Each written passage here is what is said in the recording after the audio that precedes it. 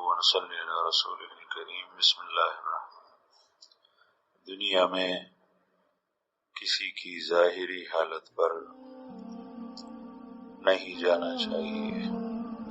دنیا کے دشا ظاہر خوبوری اغین نتیجہ اشتلنی بکا شاید آخری حالت او دا حقیقت بهم خوی او دے بدا اللہ بنیجنے ہم خوی۔ دنیا میں کسی کی ظاہری حالت اچھی ہو اس سے یہ نتیجہ نہیں نکالنا چاہیے کہ اس کی حقیقت بھی اچھی ہوگی، اس کا باطن بھی اچھا ہوگا، اس کا انجام بھی اچھا ہوگا، یہ اللہ کے ہاں بھی اچھا ہوگا۔ چاہے بظاہر اس کے پاس دنیا بھر کی ساری چیزیں، ساری قوتیں، ساری طاقتیں کیوں نہ ہوں، اگر اس کے پاس روپے پیسے ہیں تو تب بھی یہ قیاس نہیں کرنا چاہیے، اس کے پاس مال و دولت ہے تب بھی یہ اندازہ نہیں لگانا چاہیے، اس کے پاس عیش و آرام کی تمام سہولتیں موجود ہیں تب بھی یہ قیاس نہیں کرنا چاہیے، اس کے پاس عہدہ اعلیٰ سے اعلیٰ ہے تب بھی یہ قیاس اور اندازہ نہیں لگانا چاہیے۔ آج کل ہمارے ملک میں آپ حضرات کو پتہ ہے کہ جو مسلمان ہیں عام بیچارے بہت پریشان ہیں، بجلی کے بل کہاں پہنچے، اتنے پریشان اور تنگ ہو گئے اپنے گھروں میں کہ وہ موت سے کھیل رہے ہیں۔ جب آدمی دوسرے کو ضرر پہنچائے گا وہ آسان نہیں ہے، خود اس کو بھی پہنچے۔ اس لیے رسول اللہ صلی اللہ علیہ وسلم نے بعض روایت میں ارشاد فرمایا ہے کہ آخری دنوں میں قیامت کے قریب مسلمان بہت تنگ ہوں گے، یعنی پریشان ہوں گے، بے چین ہوں گے۔ چین دو قسم پر ہے، ایک ہے اللہ کی یاد کی چین، اللہ کی یاد کی چین اس مومن کو نصیب ہوگی انشاءاللہ اگر یہ مومن ہے، اور ایک ہے دنیا کے مال اسباب کی چین، وہ اس کو نصیب نہیں، اس سے پریشان ہو۔ آسائشیں، سہولتیں، کھانا پینا، انسانی زندگی کی ضروریات، کبھی حکومت تنگ کرتی ہے، کبھی پولیس تنگ کرتی ہے، کبھی اپنا فوج تنگ کرتی ہے۔ جو پولیس ملک کے انتظام چلانے کے لیے، کبھی وہ پولیس خود پریشان ہوتی ہے جس میں نیک مسلمان ہیں، کبھی فوج تنگ کرتی ہے، وہ فوج جو دشمنوں سے ملک اور مسلمانوں کی حفاظت کے لیے ہے، کبھی اس فوج کے اندر خود ایسے سپاہی جو نیک اور دیندار ہیں، جو لاکھوں میں ہزاروں میں ایک ہوتے ہیں، وہ خود پریشان اگر وہ مسلمان ہے تو۔ یہ دنیا کی طرف سے بے چینی مسلمان کی ہوگی، لیکن اللہ کی طرف سے اس کے دل کے اندر کبھی کبھی ایک دیا جلے گا، ایک کرن سی نکلے گی، پھوٹ پڑے گی، جس میں اس کو بتایا جائے گا کہ کوئی بات نہیں، صبر کر۔ اور والصابرین فی الباساء والضراء، خوش قسمت وہ ہیں جو سختیوں میں، تکلیفوں میں اس میں صبر کرے۔ اپنے آپ کو دریا برد کر دیا، اس نے بے صبری کی، اپنے آپ کو پھانسی دی، اس نے بے صبری کی، اپنے آپ کو خود زہر کھایا، اس نے بے صبری کی، بیمار ہوا، بچے بھوکے ہیں، بچوں کو ہلاک کر دیا، مرد ہے عورت ہے، اس نے بے صبری کی۔ یہ پریشانیاں آئے گی، یہ امتحان ہے، لیکن وہ کرن بھی اس میں نظر آئے گی جو اللہ جل شانہ کی طرف سے اطمینان کی ہوگی۔ قرآن کریم میں انبیاء کرام اور انبیاء کرام کی امتوں کے بارے میں کہا گیا وَزُلْزِلُوا زِلْزَالًا شَدِيدًا وَزُلْزِلُوا زِلْزَالًا شَدِيدًا، اور یہ ہلائے گئے جس طریقے سے زلزلے کے اندر آدمی دائیں بائیں آگے پیچھے گرتا ہے، اس طریقے سے ہلائے گئے زلزالاً شدیدا، بہت سخت ہلانے کے ساتھ۔ یہ انبیاء اور نیک لوگوں کے بارے میں۔ وَبَلَغَتِ الْقُلُوبُ الْحَنَاجِرَ وَتَظُنُّونَ بِاللَّهِ الظُّنُونَ۔ وَبَلَغَتِ الْقُلُوبُ الْحَنَاجِرَ، دل لوگوں کے وہ گلوں تک آ جائیں گے، کلیجہ یہاں آئے گا، اس طریقے سے آدمی الٹی کرتا ہے۔ سخت پریشانی اور ڈر اور بے چینی کی حالت میں یہ کیفیت ہوتی ہے، دل گلے تک آتا ہے۔ اللہ تعالی ہمیں وہ پریشانیاں نہ دکھائے۔ ایسا بھی ہوا صحابہ کرام سے کے ساتھ، ایسا ہوا دنیا میں، پوری دنیا، کوئی بھی دنیا کا ملک ایسی جماعت پیش نہیں کر سکتی جو صحابہ کرام کی جماعت ہے، لیکن ان کے بارے میں اللہ پاک نے فرمایا وَبَلَغَتِ الْقُلُوبُ الْحَنَاجِرَ، ایسی پریشانی آ گئی، قرآن کریم میں ہے، قرآن پاک دیکھیں، مطالعہ کریں، ان کے دل، ان کے کلیجے وہ گلے تک آ گئے۔ تو میں یہ عرض کر رہا تھا کہ یہ پریشانی، اس سے اندازہ کسی کے بارے میں لگانا کہ اس کا انجام بھی برا ہے، یہ ٹھیک نہیں۔ اس سے وہ اندازہ لگانا کہ اس کا انجام بھی اچھا ہے۔ اس ملک کے اندر بعضوں کو بجلی مفت ملتی ہے اور ٹس سے مس نہیں ہوتے، ان کو کوئی پرواہ ہی نہیں، وہ ان بیچاروں کے فقراء کی آواز کو سنتے نہیں ہیں، وہ افسران ہیں جو بھی ہیں۔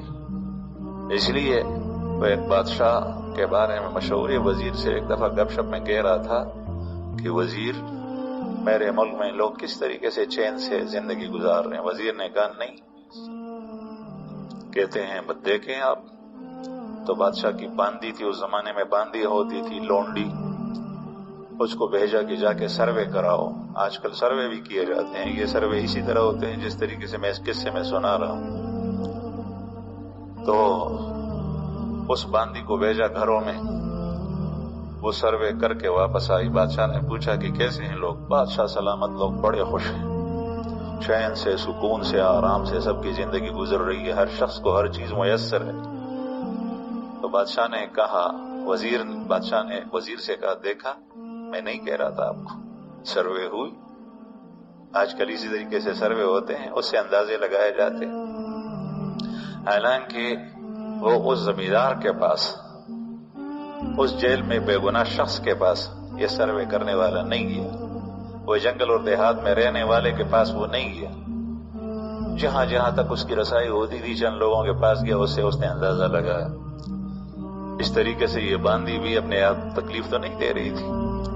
وزیر نے کہا، بادشاہ نے کہا دیکھا، وزیر نے کہا نہیں بادشاہ اس طرح نہیں ہوگا۔ بادشاہ نے کہا پھر کیسے ہوگا؟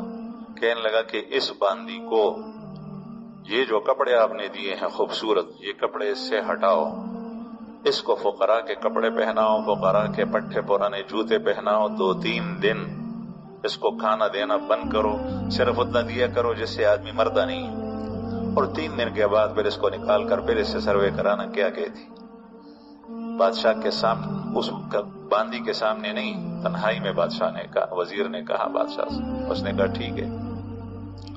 پھر 3 دن کے بعد جب باندی کے ساتھ ایسا کیا، اب کہا کہ جا کے دیکھو سروے کراؤ۔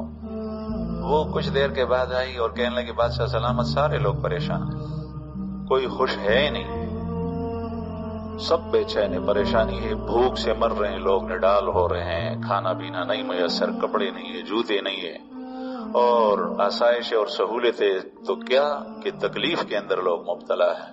وزیر نے بادشاہ سے کہا کہ دیکھ، یہ تو اپنے آپ پر قیاس کر رہے ہیں، وہ جو بڑے بڑے عہدوں اور منصب کے اوپر فائز ہیں، ان کو فقراء کی تندرستی کا کیا عالم، کیا پتہ کہ فقیر بیچارے پر کیا گزرتی ہے، اس کی کمائی کتنی ہے اور اس کا بل کتنا آتا ہے۔ یہ دنیا، یہ دن جائیں گے، گزر جائیں گے، ظالم بھی جائے گا قیامت میں، مظلوم بھی جائے گا، وہ آدمی بھی جائے گا جس کے پاس پیسے ہیں، جو فقراء کی خبرگیری نہیں کرتا، وہ بھی جائے گا جو فقیر ہے، یہ سارے کے سارے جائیں۔ وہ فقیر بھی جائے گا جو فقر کے اندر یعنی تمام راستے اس کے لیے بندے ہیں، پھر بھی وہ اللہ کی طرف رجوع نہیں کرتا، اس سے بھی پوچھا جائے گا۔ وہ غنی بھی جائے گا کہ جس کے پاس سارے دروازے نیکی کے کھلے ہیں لیکن وہ نیکی نہیں کر رہا، یہ سارے کے سارے جائیں گے۔ تو میں عرض کر رہا تھا کسی کی ظاہری حالت پر نہیں جانا چاہیے، اس کے ظاہری حالت کے اوپر اس کے آخری انجام کو قیاس نہیں کرنا چاہیے۔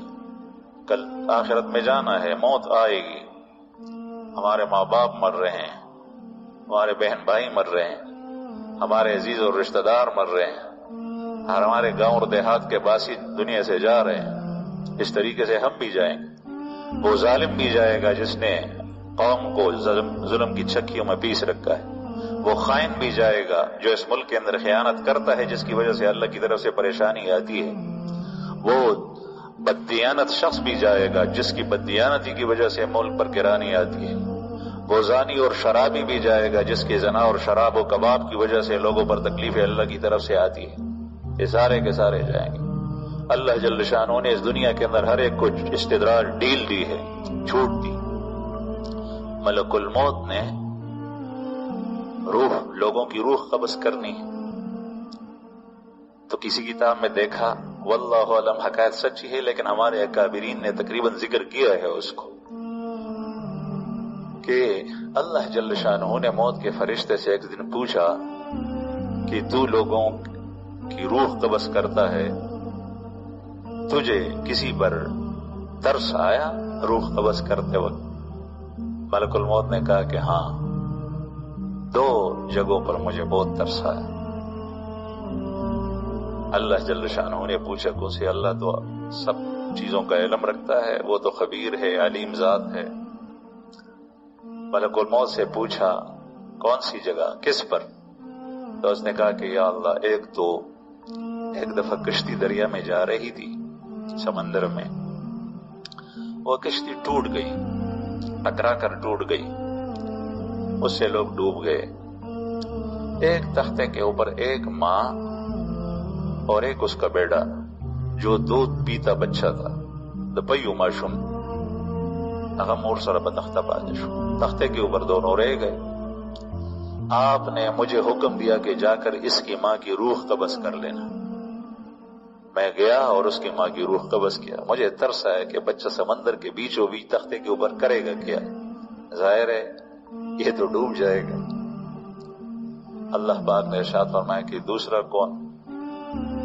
عرض کیا کہ یا اللہ، دوسرا وہ شخص جس نے جنت بنائی، جس کا نام شداد آتا ہے، جنت بنائی، اس کے اندر ہم ہر قسم کے درخت اور باغات، وہ تھا اللہ کا نافرمان، ہر قسم کے درخت اور باغات لگائے، پرندے چھوڑ دیے، ایسی خوبصورت جگہ بنائی کہ کسی نے دیکھی نہیں تھی۔ اطلاع آئی کہ جنت بن گئی، ایک گھوڑے پہ اور سوار ہوا اور جنت میں سیر کے لیے پہلی دفعہ جا رہا ہے۔ دروازے کے اندر جب گیا، گھوڑے سے اتر رہا تھا تو ایک پیر نیچے ایک اوپر کی، اس وقت آپ نے مجھے حکم دیا کہ اس شخص کی جان لینی ہے، اس کی میں نے جان لے لی۔ مجھے ترس آیا کہ اس نے اتنا کافی خرچہ کیا، اتنی دیر لگائی، اتنی اس کی آرزو تھی، جنت بنائی لیکن جنت دیکھی نہیں، مجھے اس شخص پر ترس آیا۔ اللہ پاک نے ارشاد فرمایا کہ ملک الموت، تجھے دونوں وقت ایک ہی شخص پر ترس آیا، یہ وہی بچہ تھا جو ماں کے گود میں تختے کے اوپر رہ گیا تھا اور اس کی ماں کا انتقال ہوا۔ اس بچے کو میں نے محفوظ طریقے سے کنارے پر پہنچایا، یہ پھر بڑا ہوا، اس کو میں نے دنیا دی اور مال دیا اور اس کو میں نے پھولا پالا، پھر اس کے بعد یہ میرا نافرمان اور میرا منکر اور مجھ پر کافر بنا، اور یہ جنت اس نے بنائی تھی، یہ وہی شخص۔ اب انسان کی ظاہری حالت کو دیکھیں، اللہ جل شانہ نے کیسے سمندروں سے اس کو بچایا، کس طریقے سے مال سے نوازا۔ اس شخص کے اوپر تو اللہ جل شانہ کے شکر بنسبت ہر شخص کے اوپر شکر واجب ہے، ہر شخص پر واجب ہے۔ فقیر پر واجب ہے، بے گھر پر واجب ہے، جس کے پیروں میں جوتے نہیں ہیں اس پر واجب ہے، جس کے جسم پر کپڑے نہیں ہیں اس پر واجب ہے۔ حضرت عمر فاروق رضی اللہ عنہ ایک دفعہ راستے میں جا رہے تھے، ایک شخص کو دیکھا کہ جس لنگڑا لولا ہے اور اندھا ہے اور بہرا ہے، گونگا ہے، ساری قوتیں اس کی سلب ہے لیکن زندہ ہے۔ حضرت عمر فاروق رضی اللہ عنہ نے عبرت کے لیے خود بھی کھڑے ہو گئے، لوگوں کو بھی کھڑا کر دیا کہ اس شخص کے اوپر آپ دیکھتے ہیں، آپ لوگ اس پر کوئی نعمت ہے اللہ کی جس کی وجہ سے اس پر شکر واجب ہے۔ لوگوں نے کہا کہ امیر المومنین یہ تو سب مصیبتوں کے اندر ہے، اس پر کون سی نعمت ہے جس کی وجہ سے یہ شکر کرے؟ فرمایا کہ یہ کھاتا پیتا ہے۔ آس پاس کے لوگوں سے پوچھا، انہوں نے کہا کہ ہاں کھاتا پیتا ہے۔ پھر پوچھا کہ اس کا پیشاب پاخانہ بھی صحیح طریقے سے نکلتا ہے؟ لوگوں نے کہا کہ ہاں پیشاب پاخانہ بھی صحیح طریقے سے کرتا ہے۔ تو امیر المومنین نے فرمایا کہ یہ نعمتیں کیا کم ہے؟ اگر آدمی کا پیشاب بند ہو جائے، چاہے وہ بادشاہ کیوں نہ ہو، وہ کہے گا کہ یہ پیشاب میرا کھلوایا جائے، میری بادشاہی ساری چلی جائے، مجھے کوئی فکر نہیں لیکن مجھے بچایا جائے۔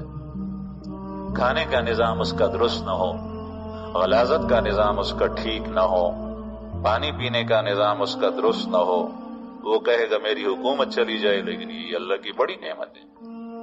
تو شکر تو ہر شخص کے اوپر واجب ہے، لیکن اس شخص کے اوپر بہت زیادہ واجب، اس کے باوجود یہ اللہ کا ناشکر اور نافرمان رہا۔ ظاہری حالت اس کی کیسی اچھی، جنت اس نے بنائی دنیا، لیکن اللہ جل شانہ کے ہاں وہ کافر اور مشرک تھا، اسی حالت کے اوپر مرا، اس کی روح قبض کی۔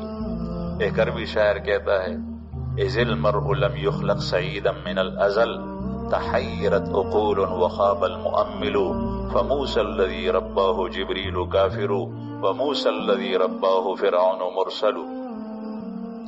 جب ازل سے کسی شخص کی قسمت میں بدبختی لکھی ہوئی ہو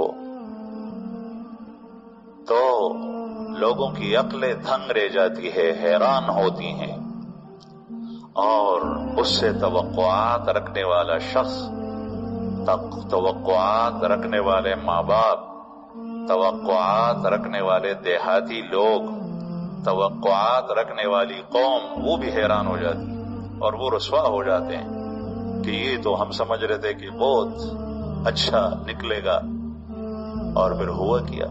چاہے اس کے پاس جنات کیوں نہ ہو، چاہے اس پر فرشتوں کے پہرے کیوں نہ ہو، انجام اس کا ٹھیک نہیں، ظاہری حال پر نہیں جانا چاہیے۔ ہم ظاہری حال کے اوپر قیاس کرتے ہیں کہ بہت بڑا خوش قسمت آدمی ہے، بڑا لائق بیٹا ہے ماں باپ کا، اور دوسرا جو متقی ہے، پارسا ہے، تھوڑی سی کمائی ہے حلال کی، بڑا نالائق بیٹا ہے ماں باپ کا، اس لیے کہ اس کی حالت اچھی ہے، اس کی حالت اچھی نہیں ہے۔ بڑا لائق بیٹا ہے، رشوتیں لیتا ہے، سود کھاتا ہے، قوم کے پیسے غصب کرتا ہے، بڑے اچھے عہدے کے اوپر فائز ہے، بڑا لائق بیٹا ہے، تعلیم جو کرائی تھی وہ کام آئی، امریکہ جو بھیجا تھا وہ کام آیا، روس جو بھیجا تھا وہ کام آیا۔ تو عربی شاعر کہتا ہے اذ المرء لم يخلق سعيدا من الازل تحيرت عقول وخاب المؤمل فموسى الذي رباه جبريل كافر وموسى الذي رباه فرعون مرسل۔ لوگ حیران ہو جاتے ہیں لیکن ازلی بدبخت ہو، انجام اس کا اچھا نہیں ہوتا۔ وہ موسیٰ جس کی تربیت جبریل نے کی تھی وہ کافر بنا، اور وہ موسیٰ جس کی تربیت فرعون کے گھر میں ہوئی تھی وہ پیغمبر بنا۔ بنی اسرائیل کے اندر دونوں تھے، موسیٰ علیہ السلام کا نام بھی موسیٰ تھا جو اللہ کا برگزیدہ پیغمبر ہے، جس کا ذکر قرآن پاک میں بار بار آتا ہے۔ سامری جس کا تذکرہ موسیٰ کی قوم میں آتا ہے، سامری، وہ بھی، اس کا نام بھی موسیٰ تھا۔ ان دنوں میں یہ دونوں بچے پیدا ہوئے جن دنوں کے اندر فرعون قتل عام بچوں کا کر رہا تھا۔ وہ دنوں کے بعض ایام میں قتل کرتا تھا بچوں کو، بعض میں چھوڑتا تھا۔ لوگوں نے مشورہ دیا تھا کہ اگر مطلقاً قتل کرو گے تو پھر ہماری خدمت کون کرے، قتل کرو لیکن سب کو نہیں، 1 سال قتل کرو 1 سال چھوڑو۔ حضرت موسیٰ علیہ السلام اسی سال پیدا ہوئے جس سال قتل جاری تھی، سامری بھی اسی سال پیدا ہوا جس سال قتل جاری تھی۔ حضرت موسیٰ علیہ السلام کی والدہ ماجدہ نیک خاتون تھی، اس نے حضرت موسیٰ علیہ السلام کو، اس کے دل میں اللہ نے ڈالا، حضرت موسیٰ علیہ السلام کو ایک صندوقچے میں بند کیا کہ پولیس آئے گی، بچے کو دیکھے گی، شیرخوار بچہ ہے، ماں کی گود میں جیسے ہی دیکھے گی تو ماں بھی قتل، بچہ بھی قتل، ماں اس جرم کی پاداش میں قتل ہوگی کہ تم نے بچے کو یعنی بتلایا کیوں نہیں کہ میرے ہاں بچہ ہے، میرے پیٹ میں بچہ ہے۔ تو اس ڈر سے اس نے صندوق میں بند کر کے دریا میں چھوڑ دیا۔ وہ فرعون کے گھر چلا گیا، فرعون نے اٹھایا، اس کی بیوی نے کہا کہ اس کو اٹھاؤ، یہ کیا ہے، چھوٹا بچہ ہے، ہماری نظروں کے اندر جو ہے، ہماری نظروں کے سامنے اس کی تربیت ہوگی، یہ کچھ کر نہیں سکتا۔ فرعون بیوی کی باتوں میں آ گیا، اس نے چھوڑ دیا۔ یہی موسیٰ علیہ السلام تھے۔ پھر وہاں سے مدین گئے حضرت شعیب علیہ السلام کے پاس، وہاں 10 سال رہے، پھر واپس جب آئے پیغمبری راستے میں مل گئی۔ فموسیٰ الذی رباہ فرعون مرسل، وہ موسیٰ جس کی تربیت فرعون نے کی وہ پیغمبر بنا۔ فرعون کی تربیت، فرعون اللہ کا نافرمان، فرعون اللہ کا دشمن، اللہ کے دشمن کے گھر میں جس کی تربیت ہو اس کی وہ کیسی؟ اس لیے ہندو کے گھر میں پھلتا پھولتا ہے بچہ، وہ ہندو بن جاتا ہے، یہودی اور عیسائی کے گھر میں پھلتا پھولتا ہے تو وہ یہودی عیسائی بن جاتا ہے، سکھ گھرانے میں بچہ پیدا ہوتا ہے، پھولتا پلتا ہے تو اسی طریقے سے بنتا ہے۔ اس لیے ایک آدمی کی سوچ اس کی اولاد سے بھی لگانی چاہیے، وہ اپنے اولاد کے حق میں کیسا ہے، یہ دیندار ہے، یہ سفید پوش ہے، یہ داڑھی والا ہے، یہ تسبیح پڑھتا ہے، یہ ذکر کرتا ہے، لیکن اس کے بچوں کے معاملے میں اس کی سوچ یہ ہے کہ دنیا کی طرف جائے جس طرف سوسائٹی جا رہی ہے۔ اس کا مطلب یہ ہے کہ اس کے دل اور دماغ کے اندر وہی چیز ہے۔ آپ صلی اللہ علیہ وسلم نے ارشاد فرمایا کلکم راع وکلکم مسئول عن رعیتہ، کل مولود یولد علی الفطرۃ فابواہ ان یہودانہ او ینصرانہ او یمجسانہ، ہر بچہ اپنی فطرت پہ پیدا ہوتا ہے، ٹھیک ٹھاک اللہ کا بندہ پیدا ہوتا ہے، ماں باپ اس کو یہودی بناتے ہیں، عیسائی بناتے ہیں، مجوسی بناتے ہیں، اور آج کل ہم کہیں گے ہندو بناتے ہیں، سکھ بناتے ہیں، دہریہ بناتے ہیں، بت پرست بناتے ہیں۔ یہ ماں باپ کی سوچ ہے، اس سوچ کی وہ زیر نگرانی بچوں کی تربیت کرتے ہیں، بچے اسی طریقے سے بن جاتے ہیں۔ یہ الگ بات ہے تربیت ماں باپ ٹھیک کرے، بچہ نافرمان وہ کوئی اکا دکا ہوتا ہے، عام قاعدہ اور ضابطہ اس طریقے سے نہیں ہوتا۔ تو بہرحال حضرت موسیٰ علیہ السلام کی تربیت فرعون نے کی، ایسا شخص کہ جس کا کفر، جس کا انکار، جس کی تکذیب، اللہ کی نافرمانی مشہور، جو اپنے آپ کو رب کہتا تھا۔ یہ باغات کس نے لگائے، یہ نہریں کس نے چلائیں؟ اس زمانے کے اندر نہریں اور باغات لگانے یہ بہت بڑی بات ہوتی۔ فموسیٰ الذی رباہ جبریل کافر، اور وہ موسیٰ جس کو جبریل نے پالا تھا وہ کافر بنا۔ سامری کی ماں نے جیسے ہی وہ پیدا ہوا جا کر جو ہے وہ آبادی سے بہت دور لے گئی اور پہاڑ کی کھوہ میں اس بچے کو ڈالا، پھینک دیا۔ وہ خود آئی، اللہ جل شانہ نے فرشتہ مقرر کیا جبریل علیہ السلام کہ جا کر اس بچے کو دیکھنا کہ یہ ضائع نہ ہو، یہ شیر نہ کھائے، بھیڑیے اس کو نہ کھائے۔ جبریل علیہ السلام اللہ کا فرشتہ ہے، اللہ کی مخلوق ہے، بڑی زورور طاقتور۔ جبریل علیہ السلام تربیت کرتا ہے، کتنی اچھی بات ہے، جبریل تربیت کرے، فرشتے پہرا دیں، یہ چیز بھی اس کے کام نہ آئی، یہ بھی خوشبختی کی علامت نہیں ہوتی۔ آج کل جنات ہوتے ہیں، جنات کی وجہ سے ہم کہاں سے کہاں پہنچ جاتے ہیں۔ پریانو ماما گانو منتخبل ووٹرا گئی تا سخبل ووٹواری، بچپن سے بڑوں نے ہمارے دل کے اندر یہ بات بٹھائی ہے کہ جنات کو جب ماما گان نہیں بولو گے تو پھر چیز نہیں دیں گے، ان کی قدر کرو۔ یہ مشرکین کا نظریہ ہے۔ کیا ہوتے ہیں جنات؟ جنات اللہ کی مخلوق ہے، جناتوں میں طاقت ہے لیکن وہ انسان سے ڈرتے ہیں۔ وہی انسان جو اللہ سے ڈرتا ہے، وہ مومن سے ڈرتے ہیں، کیا جنات ہوں گے، کیا ان کی قوت و طاقت ہوگی۔ آج کل جنات کی وجہ سے قمیص، عورتوں کی قمیصیں بھی پھراتے ہیں، عامل کہاں ہے؟ یہاں دارالایمان بھی لے آتے ہیں، میں کہتا ہوں مجھے خود پتہ نہیں کہ جن کیا ہوتا ہے۔ عورتوں کی قمیصیں، اب عورتوں کی قمیصیں دیکھ کر عامل پہلے اس کے ذہن کے اندر کیا خناس آئے گا، کیا خیالات آئیں گے؟ عورت کی قمیصیں، لڑکی کی قمیصیں، کنواری لڑکی ہے، کیا سوچے گا وہ؟ اس کے دل کے اندر یہی تجسس پیدا ہوگا کہ یہ لڑکی میں دیکھ لوں، اس لیے کہ وہ تو اس پر تو جن نہیں۔ اس لیے بہت سارے لوگ اس کے پاس بٹھاتے ہیں، کوئی کیا کرتا ہے، کوئی کیا کرتا ہے، پنجاب کی طرف جائیں، خبردار جنات سے نہیں ڈرنا۔ اللہ کی مخلوق ہوتی ہے ایک سے ایک طاقتور، لیکن ساری قوتیں جمع کر کے اللہ جل شانہ کے سامنے وہ ہیج ہیں، وہ سب اللہ کی مخلوق۔ جنات کو کسی چیز کا پتہ بھی نہیں ہوتا، آپ کہیں گے ان کو سب کچھ کا پتہ ہے، یہ مشرکین کا عقیدہ تھا۔ عالم الغیب صرف اور صرف اللہ کی ذات ہے۔ بعض لوگ عالم و فاضل بننے کے بعد وہ عمل شروع کرتے ہیں، دا سے سرکوزی دلتا بسبق ہوئی دلتا نبلارشی بیا بجنات کے خوشحال، میرے آگے پیچھے جن جلتے ہیں، حالانکہ کوئی نہیں دیکھتا، کوئی جن نہیں ہوتا۔ اس کو یہ خیال ہوتا ہے کہ میرے آگے پیچھے جنات کا لشکر ہے، میرے پاس بڑی قوت ہے۔ یہ خیال استو محال استو جنون، یہ خیالی باتیں ہیں۔ جب فرشتہ آتا ہے تو نہ جن ہوتا ہے نہ کوئی اور چیز ہوتی ہے، سارے کے سارے چلے جاتے ہیں۔ جب اللہ کی طرف سے قہر و غضب کا کوڑا برستا ہے تو پھر جنات کوئی فائدہ نہیں دیتے۔ جب اللہ کی طرف سے کسی پر اللہ کی طرف سے پیرا ہوتا ہے تو جن قریب بھی نہیں آ سکتے۔ حضرت سلیمان علیہ السلام جنات سے کام لیتے تھے، وہ سارے مسلمان نہیں تھے، وہ کافر بھی تھے، اس لیے قرآن کریم نے ان کے بارے میں لفظ استعمال کیا شیاطین، فلما تبینت الجن ان لو كانوا يعلمون ما لبثوا في العذاب المہین۔ جب جنات کو پتہ چلا سلیمان علیہ السلام مردہ ہے، لاش ہے، اور لاٹھی کے سہارے کھڑے ہیں، شیشے میں بند ہیں، اللہ کی عبادت میں مصروف ہیں، جنات سے کام لے رہے ہیں۔ سلیمان علیہ السلام اللہ کا بندہ، سلیمان علیہ السلام نے تسخیر جن کا عمل نہیں کیا تھا، نہ کسی سے سیکھا تھا، نہ سحر کیا تھا۔ قرآن کریم میں نفی ہے، وما کفر سلیمان ولکن الشیاطین کفروا یعلمون الناس السحر۔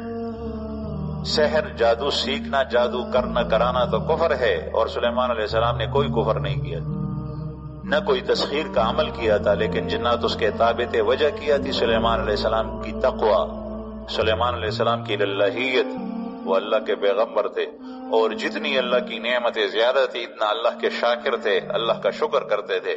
اللہ پاک شکر کی برکت سے یہ ساری چیزیں دیتا تھا۔ آج بھی بیت المقدس جا کر کوئی دیکھے، اوپر نہیں، نیچے کے تہخانوں میں اتر جائے، دیکھے کہ ایک ایک ستون ایک ایک پتھر کا ہے، بڑے بڑے ستون اور پلر، اور اس میں جو بلاک لگے ہوئے کتنے، یہ سارے کے سارے جنات سے تعمیر کرائے۔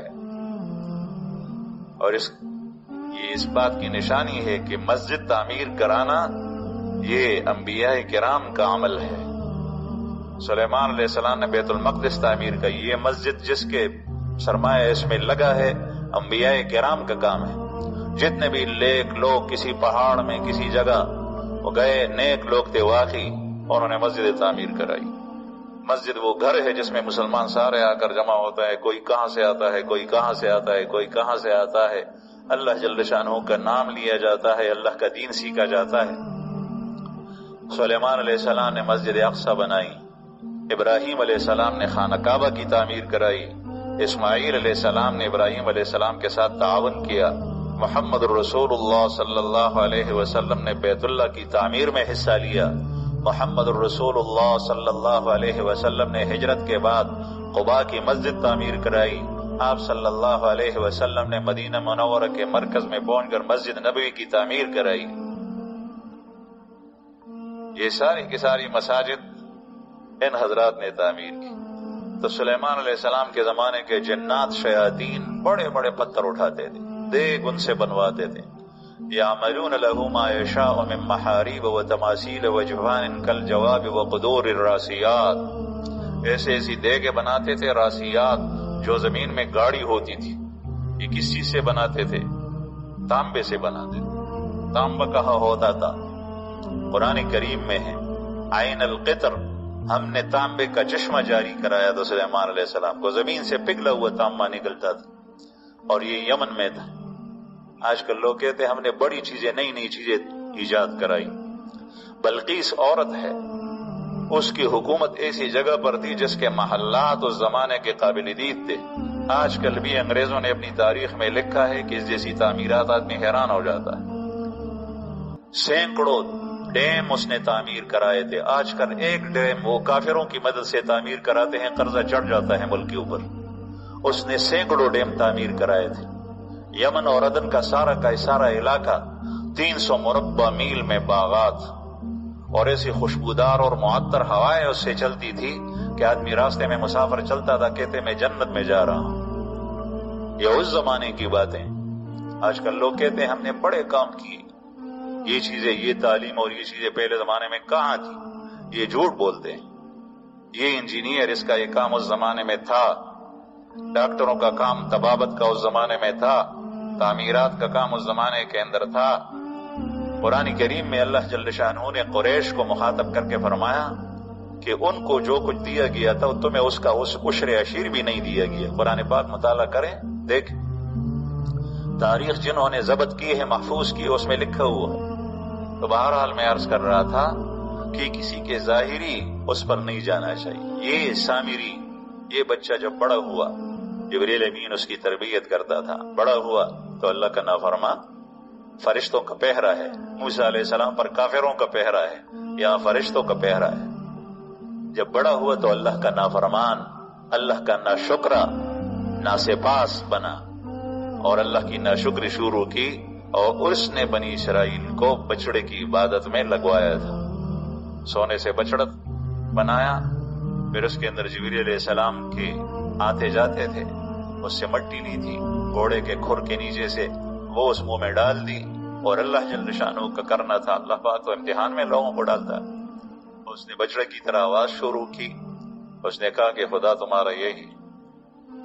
یہ انسان کی ناسمجھی ہوتی ہے، انتہائی کمزوری ہوتی ہے کہ غیر معروف اور اس چیز کو دیکھ کر جو عام روٹین میں عادت میں نہیں ہوتی، خلاف عادت چیز کو دیکھ کر اس پر فریفتہ ہو جاتا. یہ ساری چیزیں خلاف عادت ہیں، لیکن چونکہ ہماری نظروں کے سامنے ہیں ہمیں اس پہ حیران نہیں ہوتی. اگر ابھی کوئی چیز خلاف عادت آئے تو سارے کے سارے لوگ حیران ہو جاتے ہیں. یہ جو پودا زمین سے نکلتا ہے یہ خلاف عادت نہیں. زمین میں مٹی پڑی ہے، اس سے سبز پودا کیسے نکلا؟ خشک مٹی سے سبز پودا نکلتا ہے، یہ سب خلاف عادت. سورج کا بڑا جرم وہ مشرق سے نکلتا ہے، مغرب جا کر غروب ہوتا ہے، یہ خلاف عادت نہیں ہے. اتنا بڑا بلب آسمان میں لگا ہوا جس سے پوری دنیا روشن ہے، سوچتا نہیں ہے انسان، لیکن چونکہ روزانہ دیکھتا ہے کہتا ہے یہ تو روٹین کے مطابق چلتا ہے. اور جو روٹین کے خلاف، عادت کے خلاف چلے وہ ناشنا ہے، پھر اس کے پیچھے چلا جاتا. یہی دجال آئے گا اور خلاف عادت چیزیں دکھائے گا. جو لوگ اس کے اوپر فریفتہ ہیں وہ اسی طرف جائیں، اور جن نے اللہ اور رسول کی تعلیمات پڑھی اور سنی ہے اور اس کو سیکھا ہے، اس پہ عمل کیا ہے، وہ کہے گا اس یہ ساری کی ساری چیزیں کچھ بھی نہیں. یہ اللہ جل شانہ اس طرح کرتا کراتا ہے لوگوں کے امتحان کی. تو میں عرض کر رہا تھا کہ کسی ظاہر پر نہیں جانا. یہ مسلمان امید رکھیں، اپنے مولا سے لو لگائے رکھیں، اپنے اس کے لیے جو جائز دوڑ دھوپ ہے وہ کرنا چاہیے. لیکن یہ سب ایک دن نکلے گا انشاءاللہ. جو گرانی ہے اس کا بھی پتہ چلے گا، جس کا اس میں قصور ہے، جس کا گھر کے اندر گناہ کرتا ہے، گھر سے باہر گناہ کرتا ہے، لوگ اور قوموں کا حق غصب کرتا ہے، اور کسی کی زمین دباتا ہے، سود کھاتا ہے، رشوت کھاتا ہے، یہ سب کا اس میں حصہ ہے. اللہ جل شانہ کل قیامت میں پوچھے گا. اور یہ جو فقراء ہیں، بے گناہ ہیں، مسلمان ہیں، جنہوں نے سختیاں جھیلی ہیں، تب بھی اللہ جل شانہ کو نہیں چھوڑا، مضبوط سے تھامے رکھے. یہ انشاءاللہ اس دن جیت جائیں گے. اللہ جل شانہ ہمیں ہمارا انجام اچھا کرے، ہمیں ایمان کی سلامتی عطا فرمائے، اور ہمیں فتنوں سے دور رکھے.